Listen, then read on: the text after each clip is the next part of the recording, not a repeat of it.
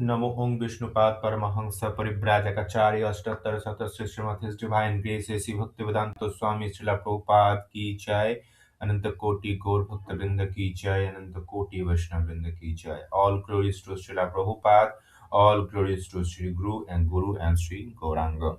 Hare Krishna, dear devotees, I hope all you are doing well. Today we will be reading from Nectar of Devotion, Chapter 4, Devotional Service or Process, All Liberation. So before we start today, let's begin with the prayer. So if you have not listened our previous classes, please check out from our playlist. So Om Namo Bhagavate Vasudevaya. Om Namo Bhagavate Vasudevaya. Om Namo Bhagavate Vasudevaya. Om Ajnanati Mirandhasya Jnananjana Salakaya Chakshur Unmilitam Yena Tasmai Sri Gurave Namaha.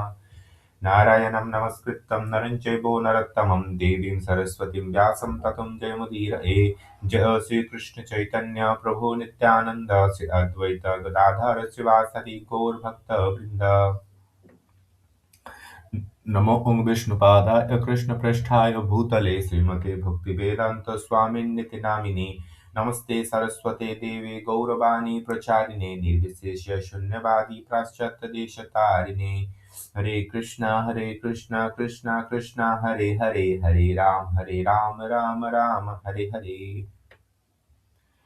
So let's begin. Please listen very carefully.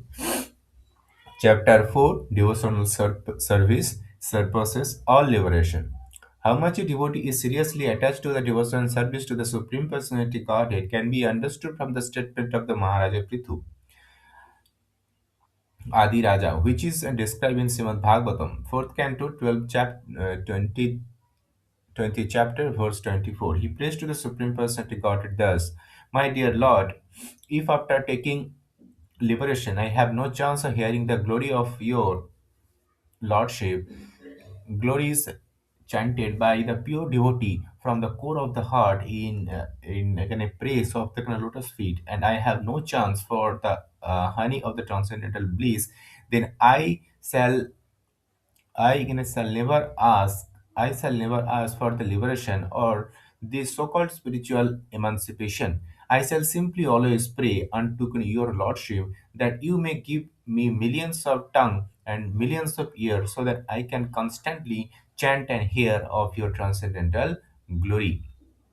The impersonalists desire to merge into the existence of the Supreme, but without keeping their individuality, they have no chance of hearing and chanting of glory of the Supreme Lord, because they have no idea of the transcendental form of Supreme Lord. There is no chance of the chanting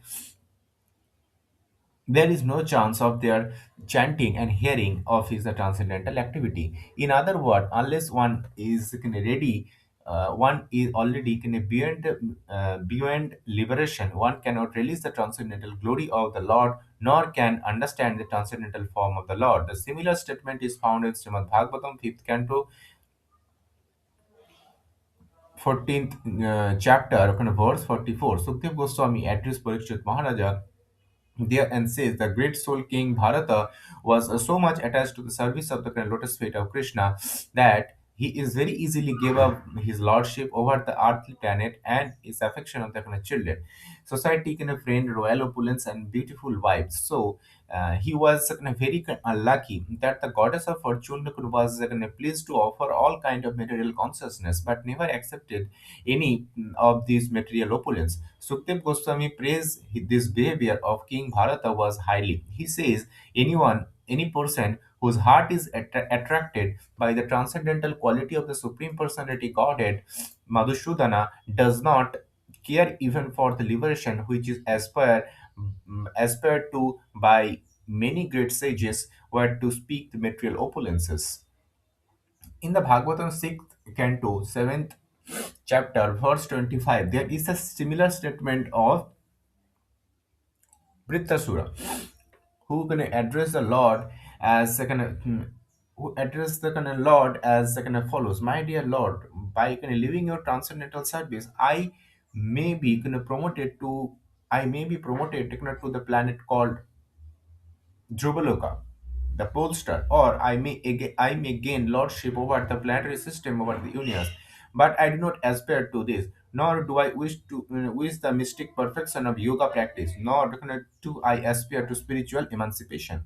All I wish for my Lord is your association and transcendental service eternally. This statement is confirmed by Lord Shiva in Srimad Bhagavatam, 6th canto, 7th chapter, verse 28, wherein Lord Shiva addressed Sati, thus, my dear Sati, person who are devoted to Narayana, Krishna, are not afraid of anything. If they are elevated to the higher to the planetary system, or if they get liberation from the material contamination, or if they are pushed down to the hellish condition of life, or in fact any situation whatever, they are not afraid of anything, simply because they are simply because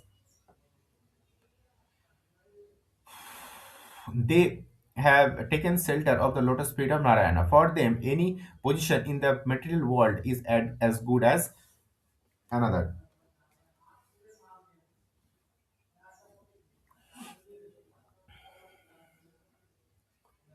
There is a similar statement by Indra, the king of heaven. Srimad Bhagavatam 6th canto, 18th chapter, verse 74. Dear Indra addressed Mother Diti in this manner, my dear mother, person who gave up all kind of desire, simply engaged in devotional service to the Lord, know what is actually their self-interest. Such person are actually serving their self-interest, are considered first and class expert in the manner of advancing on the perfectional stage of life.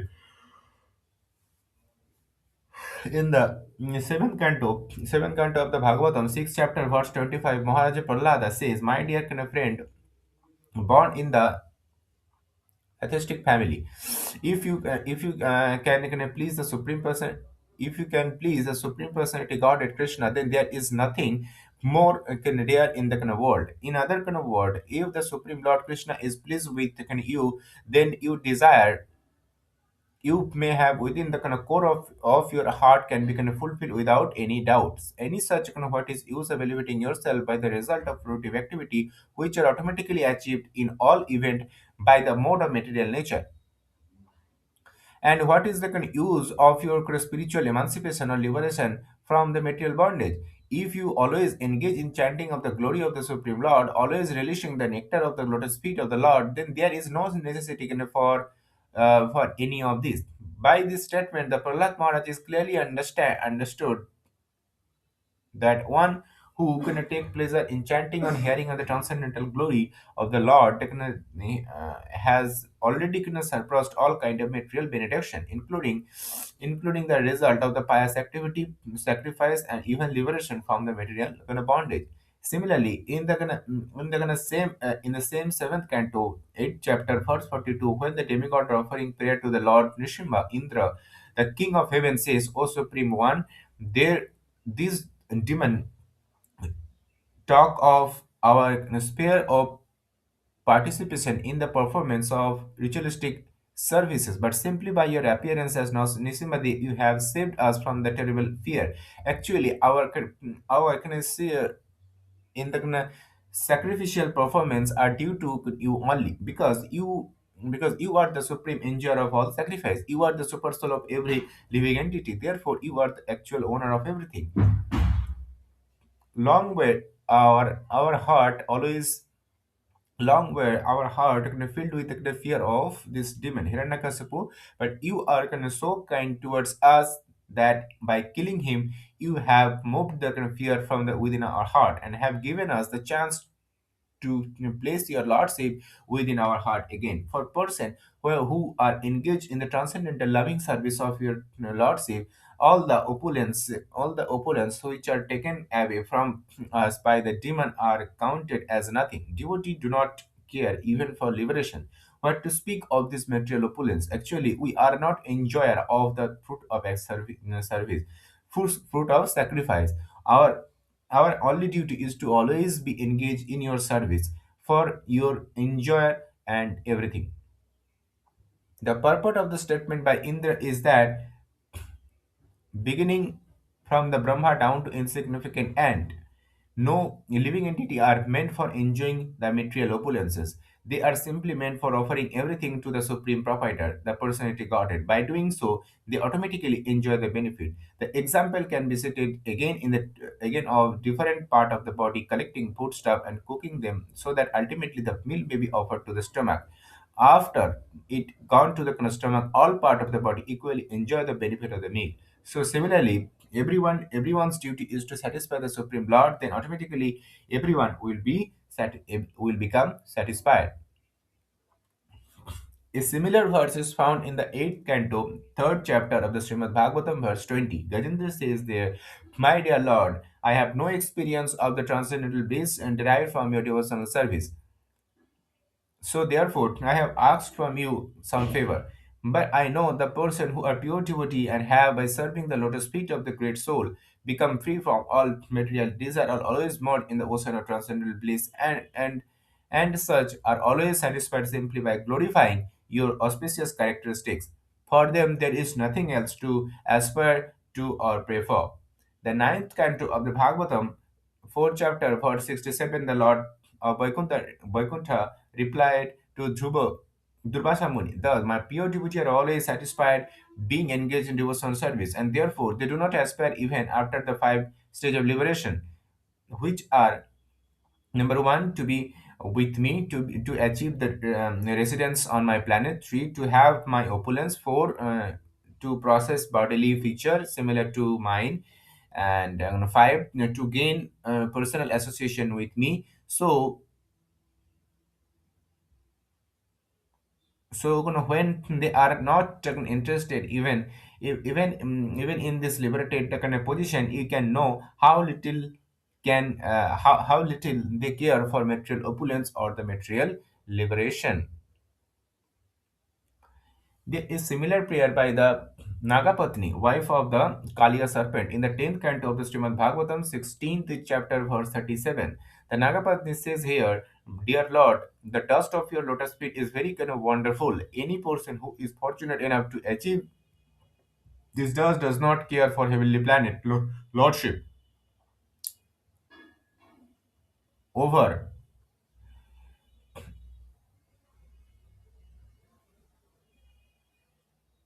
over all the planetary system, the mystic perfection of yoga, or even the liberation of the material existence. In other words, anyone who adore the dust of the lotus feet does not care a fig for all other perfectional stage.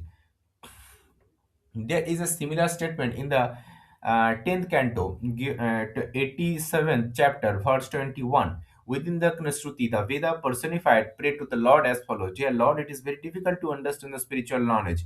Your appearance here, just as you are, is explained to us this most difficult subject of knowledge of the spirit. As such, your devotee who have left their domestic comfort to associate with the liberated Acharya teachers are now fully merged in the devotional service of your lordship, and thus they do not care for any so-called liberation." In explaining this verse, it should be noted that spiritual knowledge means understanding the self and the super soul or super self. The individual soul or and the super soul are qualitatively one. So therefore, both of them are known as Brahman or spirit. But knowledge of Brahman is very difficult to understand. There are so many philosophers engaged in the matter of understanding the soul, but they are unable to make any tangible advancement. It is confirmed in Bhagavad Gita that out of many million of person, only one may try to understand what is the spiritual knowledge, and out of many such person who are trying to understand, only one or the few may know the what is the supreme personality Godhead. So this verse says that the spiritual knowledge is very difficult to achieve, and so in order to make it more easily attainable, the supreme Lord himself come to his original form as Sri Krishna and gives is the instruction directly to the associate like Arjuna, just so that the person in general may take advantage of this spiritual knowledge. This verse also explains that liberation means having completely given up all material comfort of life. Those who are impersonalists are satisfied by simply kind of being liberated from the material circumstances, but those who are devotee can automatically give up the material life and also enjoying the transcendental bliss of hearing and chanting the wonderful activity of Lord Krishna. In 11th canto Srimad Bhagavatam 12th chapter verse 34, Lord Krishna said to Uddhava, "My dear Uddhava, the devotee who have completely taken shelter of my service are so steadfast in devotional service that they have no other desire. Even if they are offered to four kind of spiritual opulence, they will refuse to accept them. So what to speak of their desiring anything within the material world? Similarly, the Lord Krishna said to the another passage of the Bhagavatam 11th canto 14th chapter verse 14, "My dear Uddhava, a person whose consciousness is completely absorbed in my thought and activity does not aspire even to occupy the post of Brahma or post of Indra or post of the lordship of the planet or eight kind of mystic perfection or even liberation itself."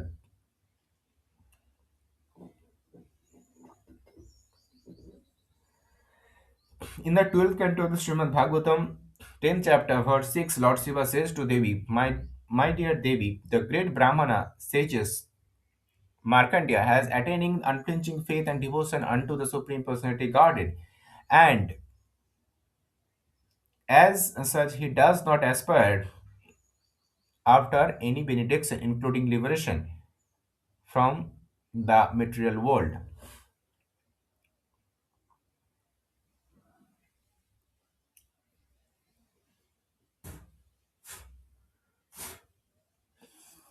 Similarly, there is a statement of Padma Purana describing in the ritualistic function during the month of Kartika, October, November. During this month in Vrindavana, it is regulative principle to pray daily to Lord Krishna in this Damodar form. The Damodar form refers to Krishna in the childhood where he was tied up with a rope by his mother Yashoda.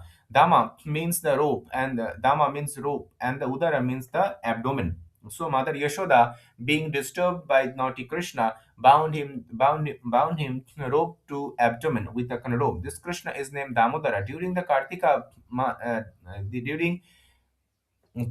Damodar is prayed to as follows: My dear Lord, you are the Lord of all, the giver of all benediction. There are many demigods like Lord Brahma, Lord Shiva, who sometimes offer benediction to their respective devotee. For example, Ravana was blessed by with many benediction by Lord Shiva. Hiranyakasipu was blessed by Lord Brahma. But even the Lord Shiva and Brahma can depend upon the benediction of Lord Krishna. Therefore, Krishna is addressed to the addressed as the Lord of all benediction. As such, the Lord Krishna can offer his devotee anything they can want, but can still the devotee can appear continue. I do not ask you for liberation or any material facility up to the point of liberation. What I want as your kind of favor is that I want always think of your form in which can I see you now as Damodara. You you are so beautiful and attractive that my mind does not want anything beside this wonderful form. In this some prayer, there is another passage in which it is said, "My dear Lord Damodara, once when you were playing as a naughty boy in the house of Nanda Maharaj, you broke the box. You broke the box containing yogurt. Because of that, Mother Yashoda considered you as offender and tried you to rope with the household grinding mortar. At that time, you delivered the two sons of the Kubera, Nalakubera and Manigreba, who were staying there as to Arjuna tree in the year of the Nanda Maharaj. My only request is that by your merciful pastime, you may similarly deliver me." The story behind this verse is that two sons of Kubera, treasurer and demigod, were puffed up on the account of opulence of their father, and so once the heavenly planet there was enjoying themselves in a lake with some naked damsel of heaven. At that time, the great said Narada Muni was passing on the road and was sorry to see the behavior of the son of Kubera. See Narada passing by, the damsel of heaven covered their body with the cloth. But took son, being the drunkard, did not have their decency. Narad became angry with their behavior and cursed them. Thus, you have no sense. So it is better if you become a tree instead of the son of Kubera. Upon hearing this, the boy come to their senses and begged Narada to be pardoned for their offense. Narada then said, "Yes, you shall become a tree, Arjuna tree, and you will stand in the courtyard of the Nanda Maharaj." But Krishna himself will appear in time as the foster son of Nanda, and he will deliver you. In other word, the curse of Nanda was a benediction to the son of the Kubera, because indirectly it was the foretold that they would be able to receive the favor of Lord Krishna. After that, Kubera two sons stood as two big Arjuna tree in the courtyard of Nanda Maharaj until Lord Damodara, in order to fulfill the desire of the Nanda, dragging the grinding motor to which he was tried to construct the two tree, violently causing them to fall down. From out of the fallen tree came Nalakubera and Manigriv, who had by then become the great devotee of the Lord. There was a passage in the Hayasira Pancharatra. This state, "My dear Lord, the Supreme Personality Godhead, I do not want any resultant benediction from my religious life, nor do I want any economic development, nor do I want to enjoy the sense gratification for liberation. I simply pray to be the eternal servant as your lotus feet. Kindly oblige me and give me this benediction." In the same in the same Hayasira Pancharatra, after Nrisinghdeva wanted to give benediction to Prahlad Maharaja, Prahlad did not accept any material benediction, simply asked the favor of the Lord to remain his eternal devotee. In this connection, Prahlad Maharaja cited the example of the Hanuman, the eternal servitor of Lord Ramchandra, who set as example by never asking uh, any material favor from the Lord. He always remained engaged in the Lord's service. That is the ideal character of the Hanuman, for which he is still worshipped by all devotee. Prahlad Maharaja also offered respectful obeisances unto Hanuman.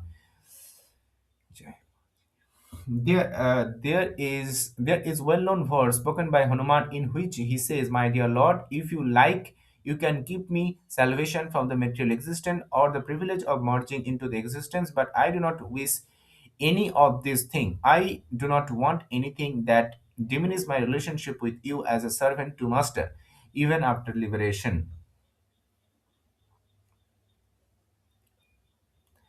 In the similar passage of the Narada Pancharatra, it is stated, "My dear Lord, I do not wish any perfectional stage by the performing the ritualistic religious ceremony or by economic development or by sense gratification or liberation. I simply pray that you grant me a favor of keeping me under your lotus feet. I do not wish any kind of liberation such as the Salokya to reside of your planet Sarupya to have same bodily feature as you. I simply pray for your favor that I may be always engaged in your loving service." Similarly, the 6th canto, 14th chapter, verse 5, Srimad Bhagavatam, Maharaj Parikshit inquire from the Sukdev Goswami, My dear Brahmana, I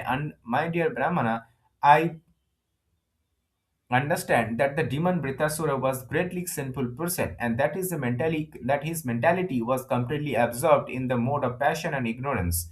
How did he develop to such a perfectional stage to the devotional service to Narayana? I have heard that even a great person who have undergone severe austerity, who are liberated with full of knowledge, must strive to become devotee of the Lord. It is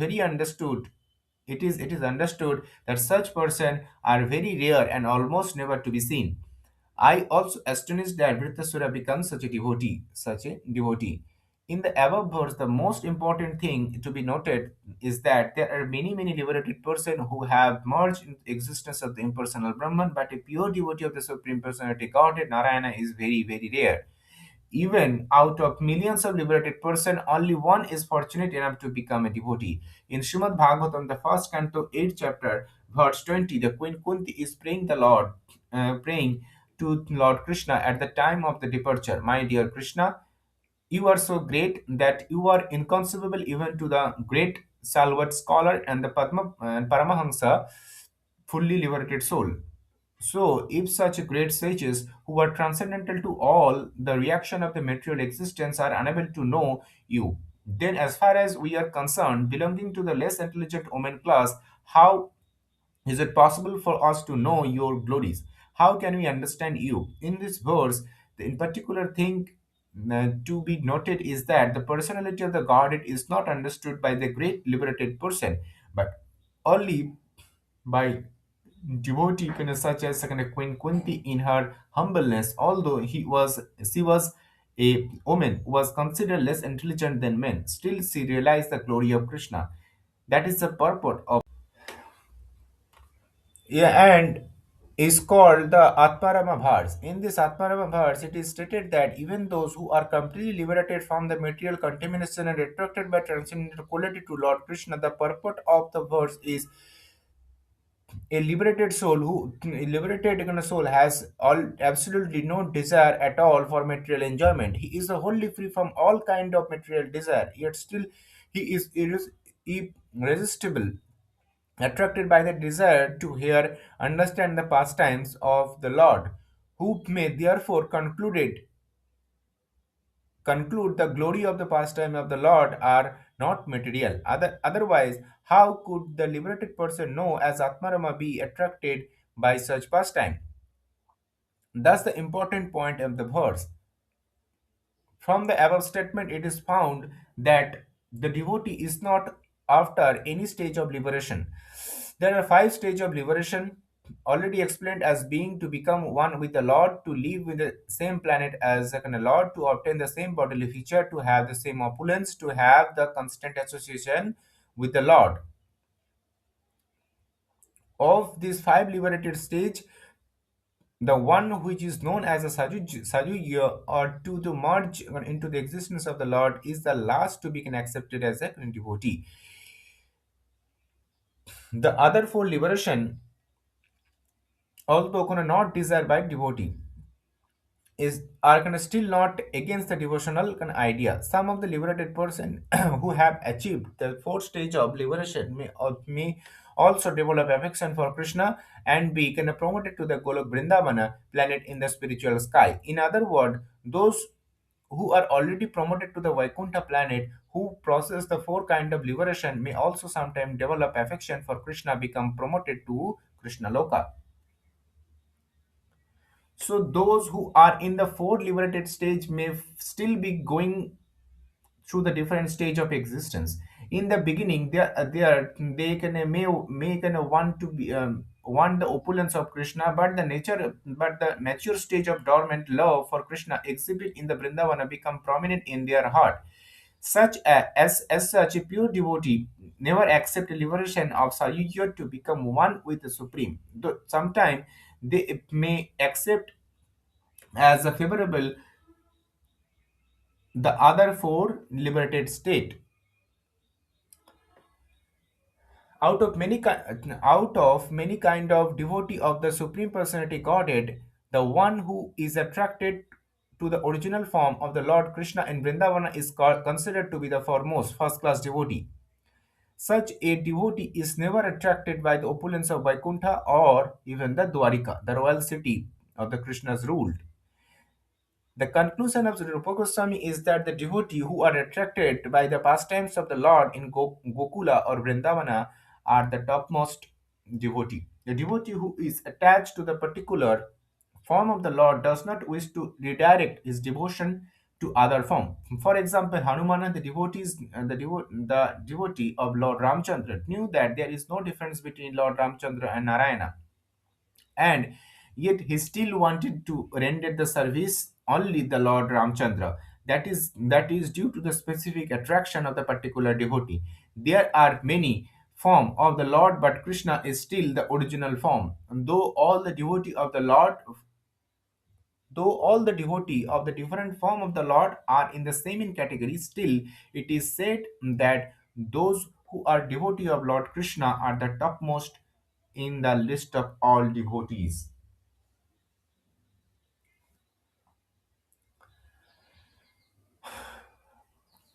So Hare Krishna. Here we concluded the reading of the Bhaktivedanta purport from Nectar of Devotion. I hope all you understood. So let's go into the insight. Please listen till the end. Thank you very much. Hare Krishna. See you. So, what's the real goal of a spiritual journey? For so many people, the answer is liberation, that ultimate state of freedom. But what if that's not actually the end of the road? What if there's something even greater, a prize that values connection way more than it values freedom? All right, so here's our game plan. First, we'll talk about that conventional spiritual goal. Then, we'll look at a much higher aspiration. We're going to hear from a whole chorus of divine voices who are all about this idea, unpack the logic behind it, and finally, see how it totally redefines what a spiritual blessing even is. Okay, let's kick things off with section 1, the ultimate spiritual goal. Look, before we can talk about what lies beyond the peak, we've got to understand what most people think the peak actually is. So let me ask you straight up, what do you think is the absolute highest achievement you can get spiritually? If you said something like, freedom from the cycle of birth and death, you're on the same page as a ton of philosophical traditions out there. Yeah, this whole idea, it's often called moksha or liberation, and it's all about total spiritual emancipation. It means you're free from all the material stuff, the cycle of rebirth is officially over, and all those material desires, they're gone. For so many, this is it, the end of the line, the ultimate prize. But is it really? And that brings us to section 2, a higher aspiration. This is where things get really interesting, where we start to question that whole idea. What if getting free isn't the final goal after all? Just listen to this incredible prayer from a great king, Maharaja Prithu. He's not asking for freedom or wealth or power. He's asking for millions of tongues and millions of ears. Sounds a little strange, right? But the why behind it is just so profound. He wants to be constantly, always engaged in hearing and chanting about the divine. And this tells us so much. For this king, the active joy of devotion is so fulfilling that the idea of a liberation that would end that relationship, well, that's not appealing at all. He would literally rather stay in the game, in that service, than just check out and be free. Okay, section 3. Let's see how this idea really picks up steam. Because it turns out King Prithu, he's not some outlier. Oh no, not by a long shot. This seemingly radical idea is shared by a surprisingly diverse group, creating this powerful chorus of divine voices.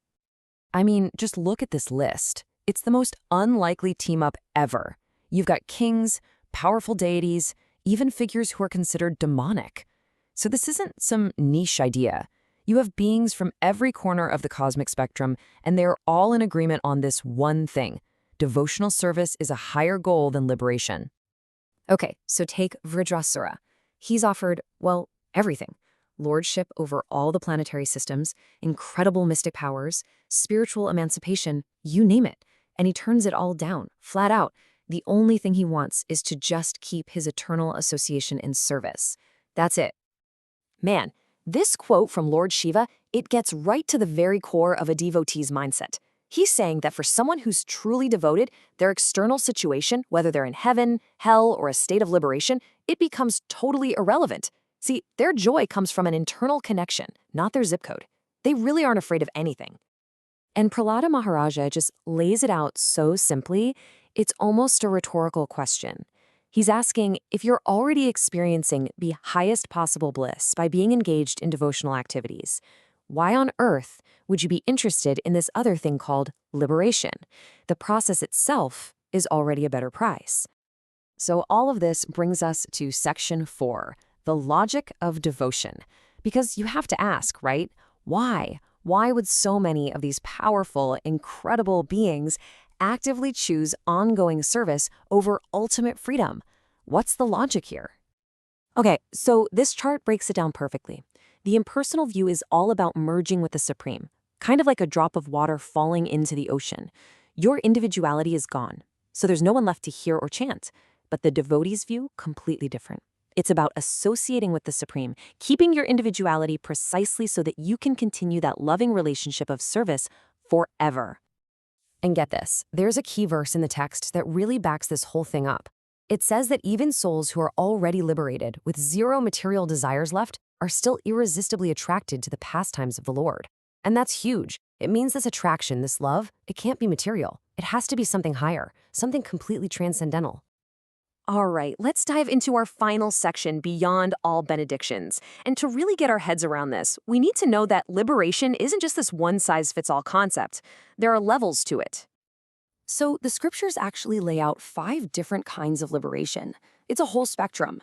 You've got everything from completely merging and becoming one, to living on the same divine planet, having similar opulences, even having similar bodily features, all the way up to having direct, personal association. Now that very first one, it's called Sayuja, where you basically merge and lose your individual identity. That's the one that devotees are like, nope, absolutely not. And why? It's simple. Because it ends the relationship. It's like dissolving both the lover and the beloved into some impersonal oneness.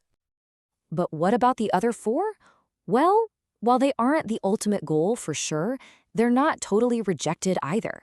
And the reason is simple. In all of those, you still exist. You're still you. The relationship, that potential for service and love, it can still go on. And oh man, this quote from Hanuman, the eternal servant of Lord Ramachandra, it just sums up the entire feeling perfectly. He doesn't want anything, not even some kind of salvation, that would get in the way of his specific loving relationship as a servant. That relationship is the treasure. So at the end of the day, it all comes down to this one huge question. What's the ultimate value here? Is it to lose yourself and become divine? Or is it to keep yourself and love the divine? According to these texts, the answer isn't found in the destination of freedom, but in the eternal journey of love. Thanks for digging into this with me.